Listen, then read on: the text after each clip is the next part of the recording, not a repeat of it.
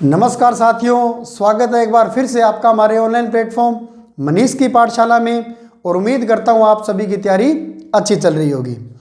आज अपने टॉपिक करने जा रहे हैं मुगलों के साथ मेवाड़ के प्रमुख राजाओं के संबंध, जिसमें सबसे पहले पढ़ेंगे अपने राणा सांगा का मुगलों के साथ संबंध भी। तो सबसे पहले देखते हैं भी ये जो महाराणा सांगा थे, इनके पिता का नाम था महाराणा रायमल।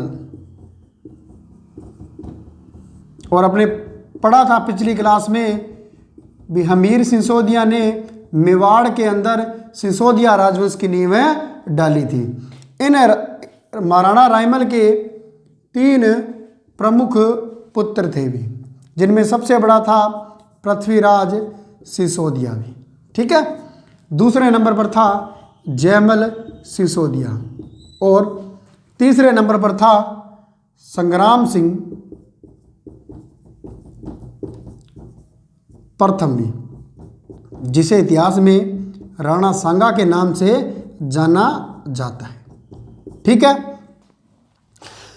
अब देखो एक बार क्या हुआ कि यहां पर जो रायमल के दरबार में प्रमुख विद्वान था, पंडित था, पुरोहित था, उसने घोषणा की कि आपका जो सबसे छोटा बेटा है संग्राम सिंह, वह गद्दी पर बैठेगा।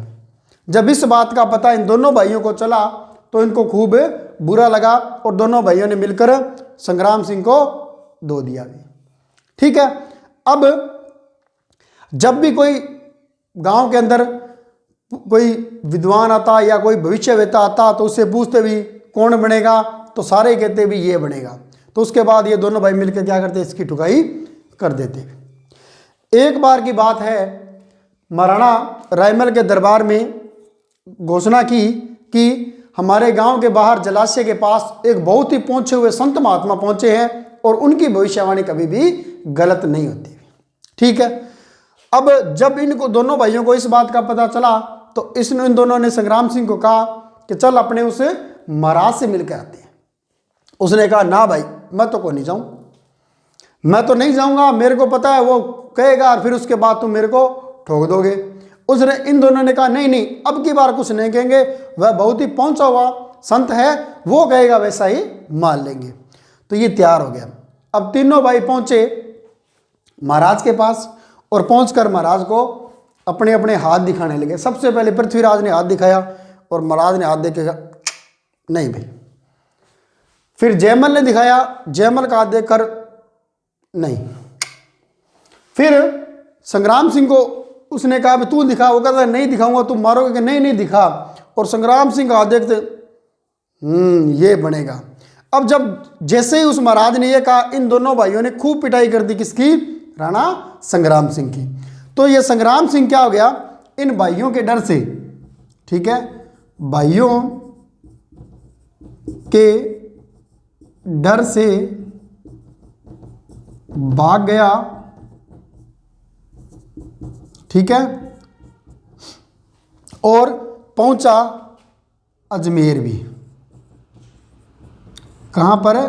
अजमेर। ठीक है, क्यों भागा?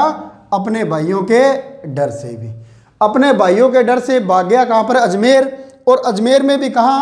एक जगह है श्रीनगर भी, श्रीनगर।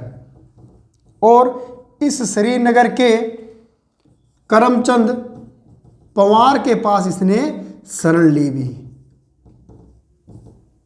के पास शरण ली।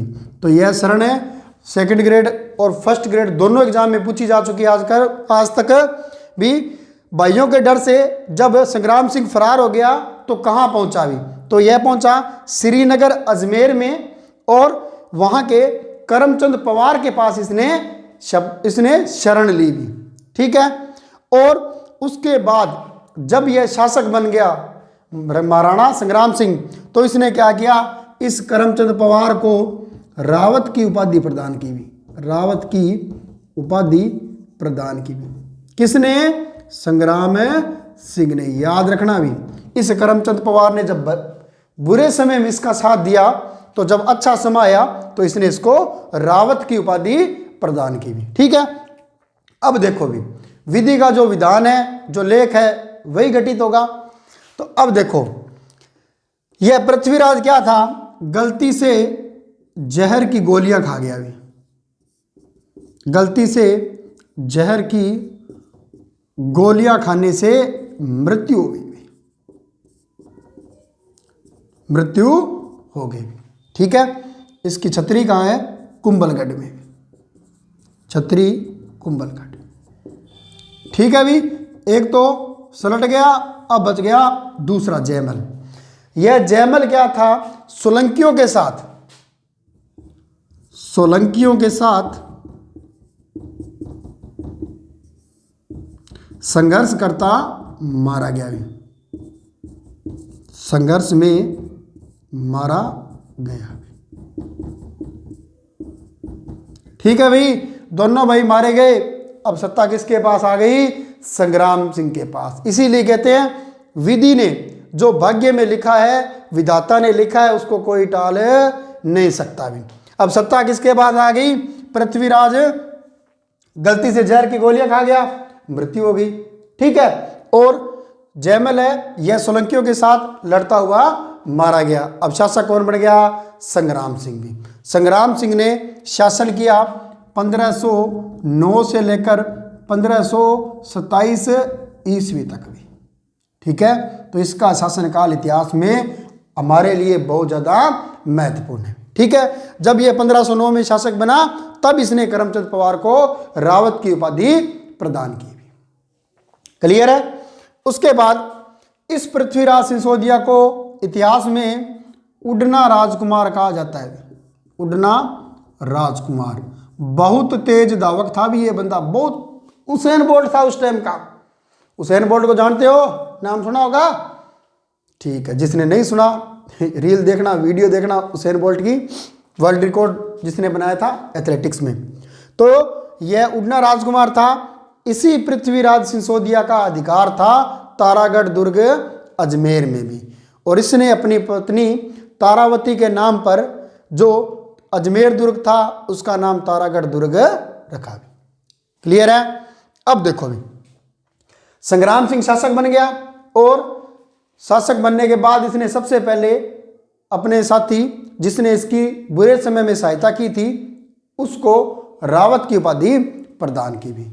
इसके बाद महाराणा संग्राम सिंह को इतिहास में हिंदुपत नाम के राजा से जाना जाता है। राणा सांगा को हिंदुपत राजा कहा जाता है। ठीक है, क्यों कहा जाता है, क्योंकि इसने एक पाती पावन प्रथा प्रारंभ की थी जिसमें संपूर्ण भारत के राजाओं को इसने आमंत्रित किया था। ठीक है, फिर कर्नल टॉड ने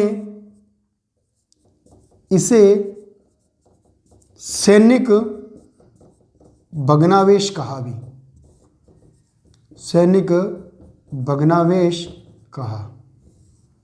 क्यों कहा, क्योंकि इसके शरीर पर 80 घाव थे भी, शरीर पर 80 घाव थे। ठीक है, और ऐसा कहा जाता है महाराणा संग्राम सिंह के एक हाथ नहीं था, एक आंख भी नहीं थी, और एक पैर भी नहीं था। भाइयों ने उसको पीट पीट कर उसको विखंडित कर दिया था। ठीक है, तो इसको टोड ने शरीर पर 80 घाव होने के कारण सैनिक भग्नावेश कहा भी। ठीक है, अब यहां तक क्लियर है। फिर से देखते हैं, रायमल के 3 पुत्रों में पृथ्वीराज सिसोदिया जिसे उड़ना राजकुमार कहा जाता है, गलती से जहर की गोलियां खा ली और मारा गया। जयमल सोलंकियों के साथ लड़ता हुआ मारा गया, और रायमल है, उसके बाद संग्राम सिंह है, यह गद्दी पर बैठा 1509 से 1527 ईस्वी तक। अपने भाइयों के डर से पहुंचा श्रीनगर अजमेर में भी। अब ये श्रीनगर कश्मीर वाला नहीं है भी, ये श्रीनगर कहाँ पर है, अजमेर में है। एक श्रीनगर हमारे गंगानगर में भी है। ठीक है, तो श्रीनगर पहुंचा, वहां पर उसको करमचंद पवार ने शरण दी, और जब 1509 में शासक बना तो इस करमचंद पवार को इसने रावत की उपाधि प्रदान की। फिर राणा सांगा को हिंदुपत राजा की उपाधि दी गई और साथ ही कर्नल टोड ने शरीर पर 80 घाव देखकर इसे सैनिक भग्नावेश कहा। ठीक है, अब देखो राणा सांगा के समय, सांगा के समय, अब याद करो, अब चल रहा है राणा सांगा 1509 से 1527 तक भी। ठीक है, और अपनी पिछली क्लास में पढ़ा था जो सल्तनत काल था वह 1206 से लेकर 1526 तक चला। इसका मतलब इसके समय कौन सा काल था? सल्तनत काल भी। तो दिल्ली के सांगा के समय दिल्ली सुल्तान भी, क्योंकि सल्तनत काल में सुल्तान बनते थे। सुल्तान सिकंदर लोदी भी, कौन था? सिकंदर लोदी। ठीक है, यह सिकंदर लोदी 1498 से लेकर 1517 ईस्वी तक शासक रहा भी। ठीक है, लेकिन यह एक समझदार आदमी था, इसने कभी भी महाराणा सांगा पर आक्रमण नहीं किया। उसके बाद शासक बना इसका पुत्र इब्राहिम लोदी। इब्राहिम लोदी। ठीक है, ये इब्राहिम लोदी क्या था? यह एक महत्वाकांक्षी राजा था और साम्राज्यवादी इसने अपनी नीति अपनाई, जिसके तहत इसने मेवाड़ पर आक्रमण किया। ठीक है, तो बात है सन 1517 की। ठीक है, इब्राहिम लोदी ने 2 बार आक्रमण किया महाराणा सांगा पर। सबसे पहले 1517 में युद्ध हुआ, खातौली का युद्ध भी, खातौली का युद्ध। ठीक है, किसके बीच में? राणा सांगा वर्सेस इब्राहिम लोदी भी। ठीक है, दोनों के बीच में भयंकर युद्ध हुआ और इस युद्ध में राणा सांगा जीत गया, इब्राहिम लोदी हार गया। खातौली का युद्ध हुआ कहाँ पर है? बूंदी में भी। अब कुछ कहेंगे जी कुछ किताबों में कोटा दिया हुआ है ना? तो किताबों में तो कोटा नहीं दिया, लेकिन गाइडों में कोटा जरूर मिल जाता है। ठीक है, तो खातौली का युद्ध कहाँ पर हुआ? बूंदी में, और राणा सांगा और इब्राहिम लोदी के बीच में, जिसमें सांगा जीत गया भी। ठीक है, फिर बात करते हैं 1518-19 की भी। ठीक है, 1518-19 में बांडी का युद्ध हुआ भी, बांडी का युद्ध। ठीक है, किसके बीच में? बांडी कहाँ पर है अभी? धौलपुर में। किसके बीच में? राणा सांगा वर्सेस इब्राहिम लोदी। इब्राहिम लोदी। भयंकर युद्ध हुआ और इस बार फिर से राणा सांगा जीत गया, इब्राहिम लोदी हार गया भी। ठीक है, अब इब्राहिम लोदी इस युद्ध में भी हार गया और इस युद्ध में भी हार गया भी। दोनों युद्धों में पराजित हुआ और दोनों युद्धों में राणा सांगा जीता भी। तो ऐसा कहा जाता है राणा सांगा और संग्राम सिंह फर्स्ट ने अपने जीवन में कोई भी युद्ध नहीं हारा भी, सिर्फ आखिरी युद्ध में। ठीक है, उसमें भी कहते हैं यह युद्ध क्या था? निर्णायक था, पराजित नहीं हुआ था। ठीक है, तो बांडी का युद्ध कहाँ हुआ? धौलपुर। अब याद रखना भी, याद कैसे करेंगे? 1517 खातौली का युद्ध, राणा सांगा वर्सेस इब्राहिम लोदी। ठीक है, मैंने बूंदी दी, जैसे मैंने आपको बूंदी दी तो आपने क्या की? मैंने बूंदी दी और पूछा बूंदी कहाँ गई? कहा जी हमने तो खा ली। खा तो ली, तो बूंदी को क्या किया? खा तो ली। खातौली का युद्ध बूंदी में। ठीक है, याद हो जाएगी, बूंदी दी और खा तो ली, बूंदी को खा तो ली, तो खातौली। फिर बांडी का युद्ध, एक सांप जैसा एक प्राणी होता है जिसको बांडी कहते हैं, स्थानीय भाषा में बाडी या बांडी। तो बाडी का युद्ध या बांडी का युद्ध कहाँ पर हुआ? धौलपुर। उसका रंग कैसा होता है? सफेद, और सफेद को बोलते हैं धोड़ा, है ना, मारवाड़ी भाषा में धोड़ा। तो बांडी किस रंग की होती है? धोले रंग की, तो बांडी धौलपुर। याद हो जाएगा। खतौली का युद्ध बूंदी दी खातौली, और बांडी का युद्ध धौलपुर, बांडी धोले रंग की। क्लियर है। इसके बाद क्या हुआ जब इब्राहिम लोदी यहाँ पराजित हो गया, उसके बाद इसने मेवाड़ की ओर दोबारा आक्रमण नहीं किए और यह वापस दिल्ली सल्तनत की तरफ चला गया। इस इब्राहिम लोदी के दो दरबारी सदस्य थे, एक आलम खां लोदी और एक दौलत खां लोदी।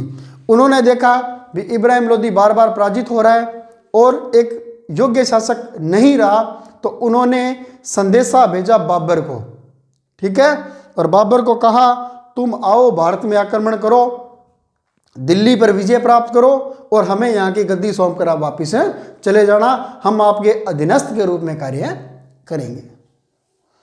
बाबर तैयार हो गया। उसके बाद बाबर आया और पानीपत का प्रथम युद्ध हुआ 21 अप्रैल 1526 को, जिसमें बाबर जीत गया, इब्राहिम लोदी हार गया। और एक बात और याद रखना बेटा, इब्राहिम लोदी दिल्ली सल्तनत का एकमात्र सुल्तान था जो युद्ध भूमि में मारा गया, ठीक है, यानी कि 1206 से लेकर 1527 तक 26 तक दिल्ली सल्तनत पर जितने भी जो 50-60 शासक बैठे थे, उनमें से कोई भी युद्ध करता हुआ नहीं मारा गया था। सिर्फ इब्राहिम लोदी था जो युद्ध करता हुआ मारा गया, ठीक है। अब इसके बाद जब बाबर आ गया, बाबर का अधिकार हो गया, तो याद रखना सन 1526 ईस्वी में बाबर का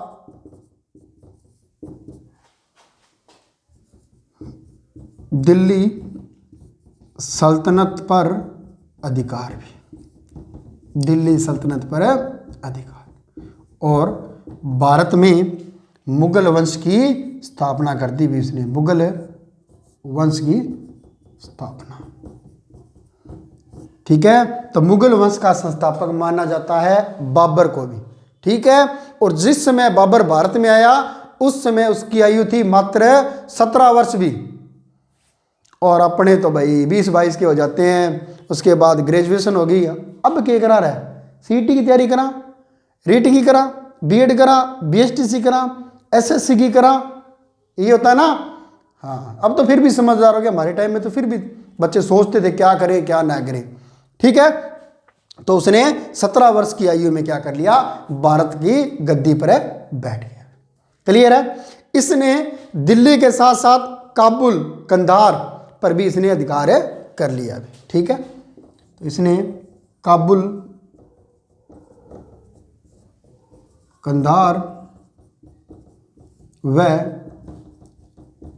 आगरा पर अधिकार कर लिया, ठीक है। और यहां से मुगल साम्राज्य है वो भारत में स्थापित हो गया, ठीक है। क्लियर है। फिर से देखते हैं। इसके बाद संगा के समय दिल्ली सुल्तान सिकंदर लोदी ने आक्रमण नहीं किया, लेकिन इब्राहिम लोदी ने आक्रमण किया। 1517 बूंदी दी खतौली का युद्ध हुआ, सांगा जीत गया, लोदी हार गया। 1518-19 बांडी का युद्ध धौलपुर में, राणा सांगा जीत गया, लोदी हार गया। 1526 ईस्वी में बाबर का दिल्ली सल्तनत पर अधिकार और मुगल साम्राज्य की स्थापना, और इसके साथ साथ काबुल, कंधार व आगरा पर भी इसने अधिकार कर लिया, ठीक है। अब देखो, जब बाबर दिल्ली के वो भारत का मुगल साम्राज्य की स्थापना कर ली, तो उसको पता था अगर मेरे को स्थायी रूप से रहना है तो उस समय जो भारत के अंदर, उत्तर भारत के अंदर सबसे शक्तिशाली राजवंश था वह सिसोदिया राजवंश था, इस पर मेरे को अधिकार करना पड़ेगा अभी, ठीक है। इसी के तहत इसने क्या किया, बयाना पर आक्रमण किया अभी, ठीक है। तो सबसे पहले देखते हैं बयाना का युद्ध, ठीक है। और बयाना है कहां पर भी, यह भी एग्जाम में क्वेश्चन पूछा, बयाना भरतपुर में है, बयाना भरतपुर में, ठीक है।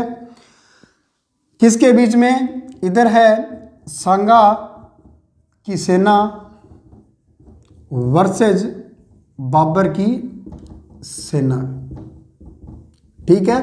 उस समय ये बयाना था, यह मेहंदी हसन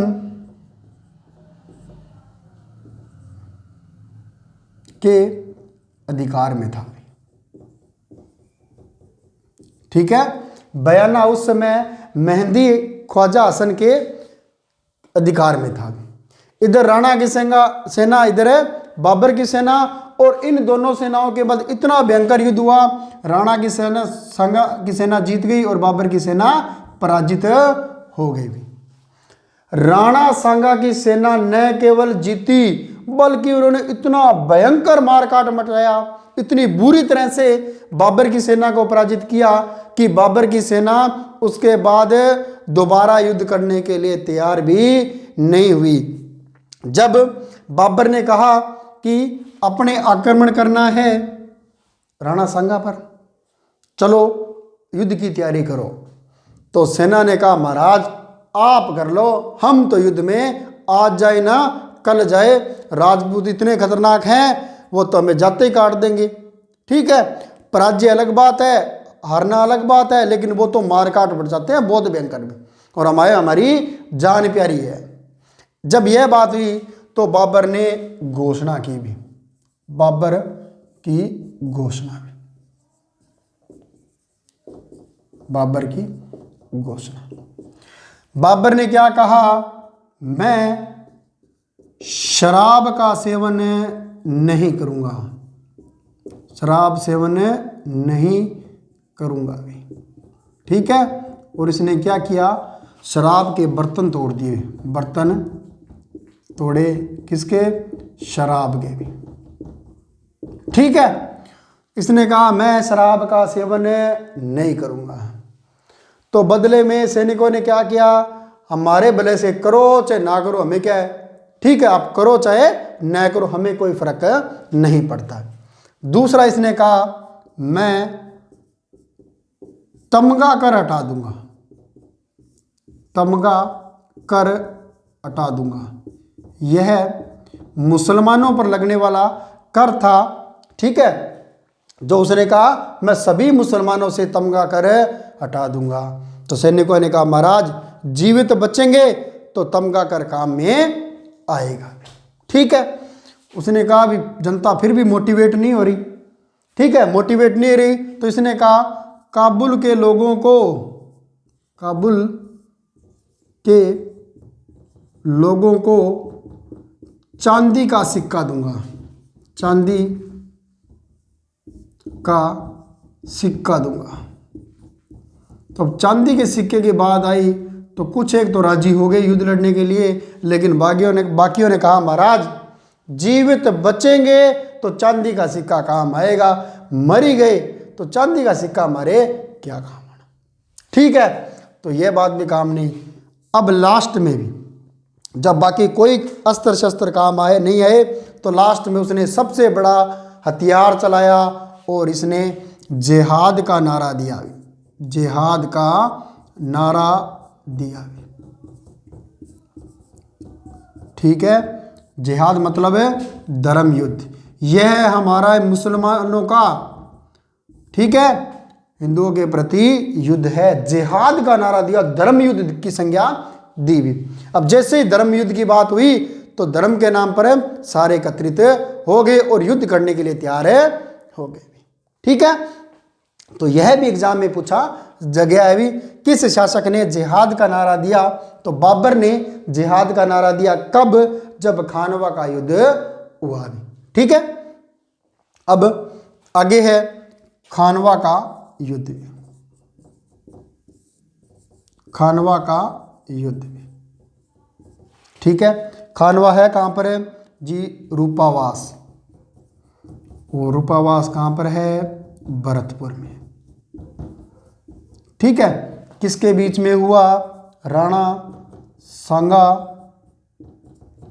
वर्सेस बाबर में। ठीक है, राणा सांगा वर्सेस बाबर के बीच में यह युद्ध हुआ 17 मार्च 1527 को भी, 17 मार्च 1527 को। ठीक है, और यह जो बयाना का युद्ध हुआ था, इसकी तारीख रहेगी क्या, 16 फरवरी 1527 में। ठीक है, यह 16 को हुआ, ये 17 को हुआ, ये फरवरी में हुआ, ये मार्च में हुआ। एक दिन यहाँ बढ़ा, एक महीना यहाँ बढ़ गया। क्लियर है। तो 16 फरवरी 1527 बयाना का युद्ध भरतपुर में हुआ और 17 मार्च 1527 को खानवा का युद्ध रूपावास भरतपुर में हुआ भी। ठीक है, इस युद्ध का स्वरूप भी, ठीक है, युद्ध का स्वरूप भी, युद्ध का स्वरूप याद रखना, यह युद्ध अनिर्णायक रहा भी, अनिर्णायक रहा, क्योंकि इसके बाद क्या हुआ था, जब संग्राम सिंह की मृत्यु हो गई तो इनकी पत्नी कर्मावती को इसने कुछ साम्राज्य वापस लौटा दिया था और उसके बाद यहाँ पर क्या हुआ, इन्होंने सिसोदिया राजवंश ने दोबारा यहाँ पर सत्ता का विजय कर ली थी। तो युद्ध का स्वरूप क्या रहा, अनिर्णायक रहा भी। फिर एक बात और याद रखना, इतिहासकार A.L. श्रीवास्तव के अनुसार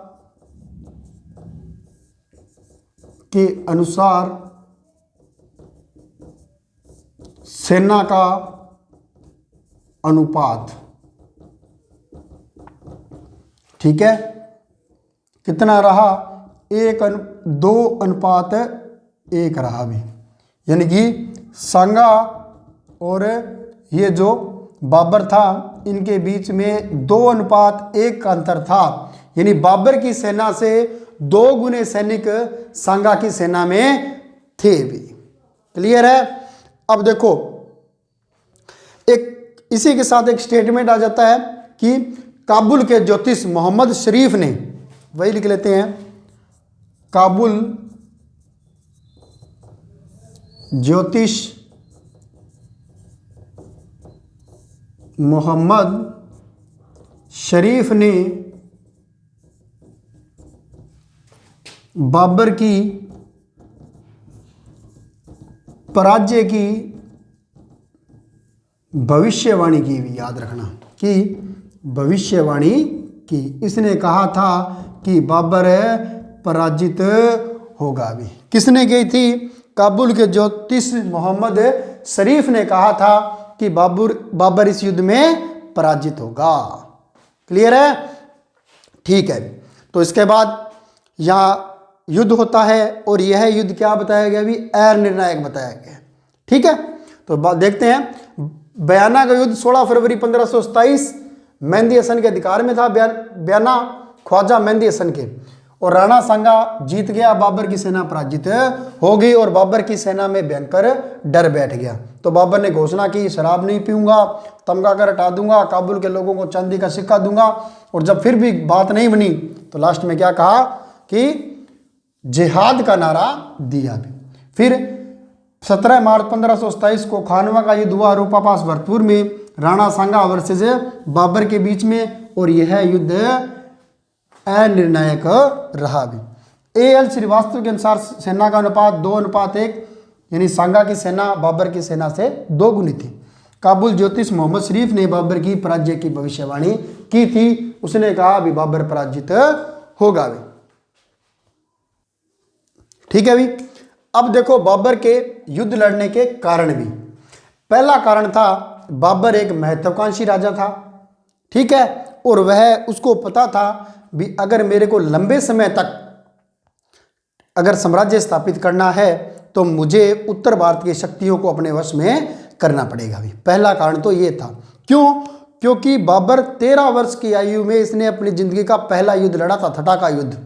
ठीक है, और बाबर क्या करता, एक राज्य को जीतकर आगे बढ़ता, दूसरे को जीता बनता, तीसरे को जीता तो पीछे वाले क्या करते, दूसरे उनके ऊपर वापिस अधिकार कर लेते हुए।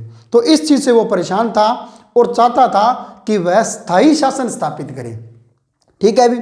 दूसरा, राणा सांगा ने, कुछ इतिहासकार कहते हैं भी राणा सांगा ने बाबर को इनविटेशन दिया था, निमंत्रण दिया था कि तुम इब्राहिम लोदी पर आक्रमण करो भी। ठीक है, लेकिन वास्तविकता जो सत्यता के करीब है वह है इब्राहिम लोदी के दरबारी थे आलम खान लोदी और दौलत खान लोदी। उन्होंने बाबर को निमंत्रण दिया कि आप इब्राहिम लोदी पर आक्रमण करो। तीसरा कारण था राणा सांगा ने हसन खान मेवाती को शरण दी थी, ठीक है, जिस बात से बाबर बहुत ज़्यादा नाराज हुआ। ठीक है, फिर है बाबर की विजय के कारण। अब देखो, बाबर, इतिहासकार कहते हैं कि यह युद्ध अनिर्णायक रहा, लेकिन कुछ इतिहासकार क्या कहते हैं, बाबर विजयी रहा। ठीक है, तो बाबर के विजय के कारण भी ठीक है। अब हालांकि यह युद्ध अनिर्णायक रहा, लेकिन बढ़त के मामले में बाबर आगे था भी, क्योंकि बाबर ने क्या किया, वहां पर एक बार अपना अधिकार कर लिया तो बढ़त के रूप में ये आगे था भी। ठीक है, बाबर की विजय के कारण क्या थे, सबसे पहले था इसके तोपची भी।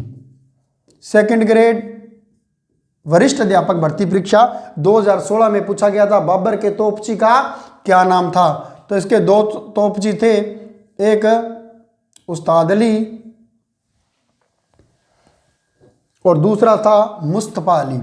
उस्ताद अली और दूसरा था मुस्तफ़ा अली।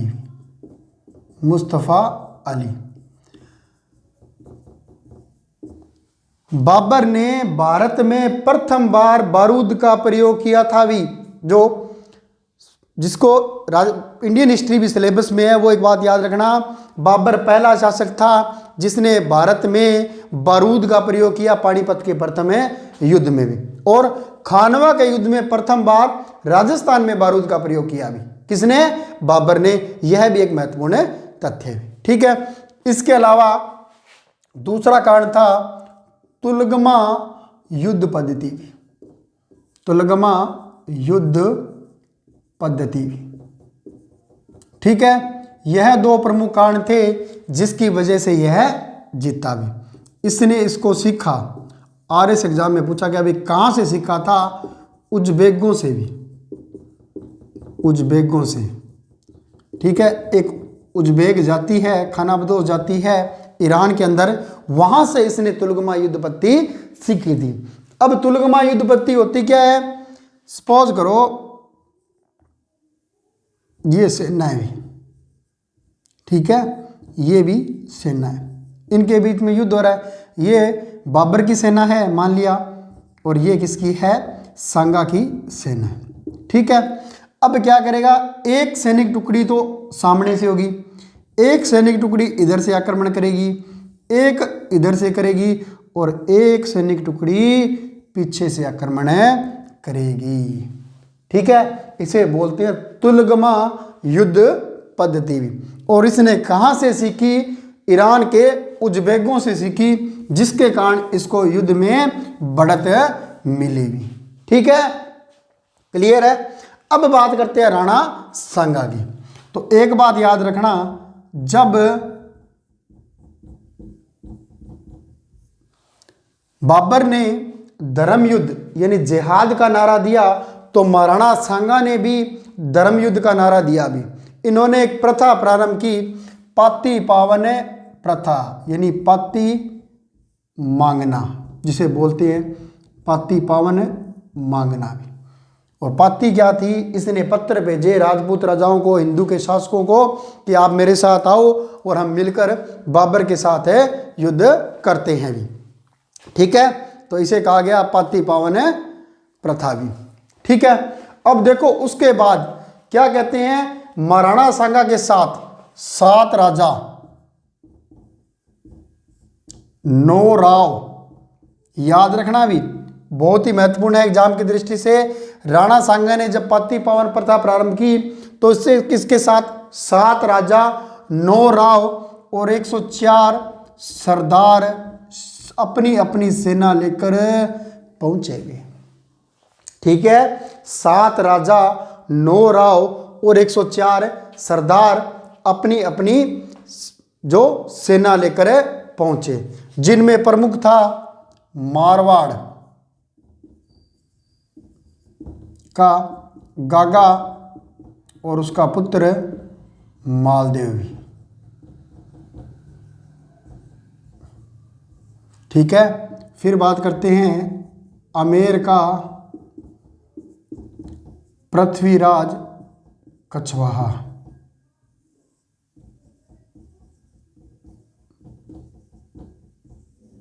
ठीक है। बीकानेर का कल्याणमल। ठीक है। तो जो 7 राजा थे उनमें मारवाड़ का मालदेव, आमेर का पृथ्वीराज कछवाहा, बीकानेर का कल्याणमल, सिरोही का अखेराज,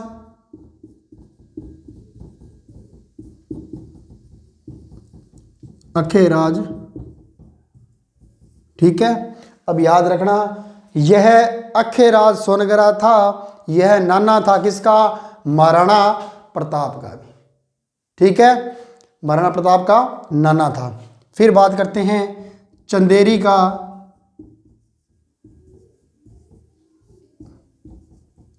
मेदिनी राय। ठीक है। जगनेर का, और जगनेर था भी यूपी में, यूपी का अशोक परमार भी। ठीक है। अब याद करो अशोक परमार कौन है? जिसको ऊपर माल की जागीर प्रदान की थी किसने? महाराणा सांगा ने, और जागीर के बाद वहां पर बिजोलिया ठिकाना की स्थापना की थी भी। ठीक है। फिर था बागड़ का उदय सिंह भी, बागड़ का उदय सिंह। ठीक है। मेवात का हसन खां मेवाती, हसन खान मेवाती। ठीक है। एक और था सलहदी तंवर भी, सलहदी तंवर। ठीक है। और इसके आगे लिख लेना भी, यह बंदा क्या था? विश्वासघाती था। ठीक है। इस सलहदी तंवर ने विश्वासघात किया था, जिसकी वजह से क्या हुआ? इस युद्ध में बाबर को पराजय देखने पड़ा, जिसका प्रमुख कारण यही बंदा था। ठीक है। फिर इसके अलावा मेवात का गोगुंदा का जाला सज्जा था, सादड़ी का जाला अज्जा था।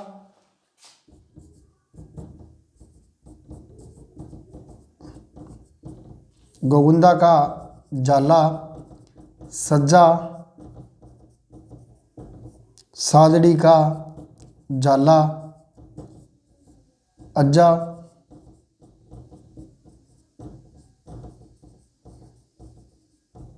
ठीक है। ये प्रमुख जो इसके साथ है। इसके अलावा ये देवलिया का रावल बाग सिंह भी था। ठीक है। और मेड़ता का रायमल राठौड़ भी था। इन सब ने क्या किया? महाराणा सांगा का साथ दिया भी। ठीक है। ये सलहदी तंवर रायसेन का था भी, रायसेन का। ठीक है।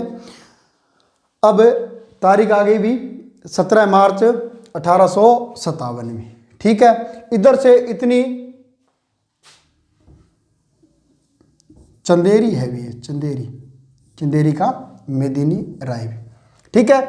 अब इधर से बाबर सेना लेकर पहुंच गया, इधर से महाराणा सांगा सेना लेकर पहुंच गया भी। दोनों युद्ध भूमि में डट गए। दोनों युद्ध भूमि में डट गए तो शाम को अपने सैनिकों को बाबर संबोधित कर रहा था, इधर राणा सांगा संबोधित कर रहा था। बाबर के पास सूचना पहुंची भी उसके पास अपने से दोगुनी सेना है, तो बाबर क्या हुआ? उस सेना से परेशान हो गया। ठीक है। तो बाबर ने क्या किया? इस सरहदी तंवर को अपनी तरफ मिला लिया, और इधर सारी प्लानिंग चल गई। और यह सलहदी तंवर रात को बाबर के कैंप में पहुंचा और जाकर कहा, बाबर ने पूछा भी, हाँ भी सलहदी क्या प्रोग्राम है? तो उसने कहा, महाराज इधर योजना चल रही है कि सुबह होगा, होते ही हमारे पास तोपें हैं, जैसे ये तोप लेकर खड़े हैं अभी। ठीक है। और हमारे सैनिक क्या करेंगे? ये तोपें हैं, ये चमड़े के रस्से से बांधी जाती थी। क्या करेंगे? इन चमड़े के रस्सों को काट देंगे और तोप का मुंह तुम्हारी तरफ करके बारूद चला देंगे। उसने कहा कोई बात नहीं, देख लेंगे। उसके बाद ये चला गया। उधर राणा सांगा ने अपने सैनिकों को कहा भी अपने सबसे पहले क्या करना है? अपनी तलवारों को तेज करो, सूर्य उदय होते ही अपने सबसे पहले उनकी तोपों की रस्सियां काटेंगे और उनकी तरफ कर देंगे। अब अगले दिन युद्ध प्रारंभ हुआ। युद्ध प्रारंभ होते ही अपने वाले राणा सांगा के सैनिक क्या हुए, तलवार ली, रस्सियों पर मार रहे हैं। अब रस्सियों पर मार रहे हैं, वो रस्सियां कट नहीं रही, तो ये सोच रहे हैं यार चमड़े की रस्सियां कट क्यों नहीं रही। तो बाबर ने क्या किया था, वो जो लोहे की बड़ी बड़ी जंजीरें थी उस पर उसने क्या किया, चमड़ा चढ़वा दिया। भी उनको लगे चमड़े की रस्सियां हैं, तो अपने वाले बेचारे उनको काटने में लगे रहे। ठीक है, अब उसके बाद क्या हुआ, धीरे धीरे युद्ध चलता गया और महाराणा संग्राम सिंह और राणा सांगा क्या हुआ, घायल हो गया। जब महाराणा सांगा घायल हो गया तो घायल सांगा को अखेराज, सोनगरा, मालदेव व झाला अज्जा ने युद्ध भूमि से बाहर निकाला भी, युद्ध भूमि से बाहर निकाला भी। इन्होंने कहा क्योंकि महाराज अगर आप बच गए तो हम आपके नेतृत्व में दोबारा युद्ध लड़ेंगे, अगर आपको नुकसान पहुंच गया तो युद्ध नहीं लड़ा जाएगा। तो इसको युद्ध भूमि से बाहर निकाल लिया भी। ठीक है, अब युद्ध भूमि से बाहर निकाला गया और ये यहां से चले गए। इनको घायल अवस्था में राजस्थान से बाहर एक जगह है इलची, वहां पर इनको शिफ्ट कर दिया गया। बस 2 मिनट।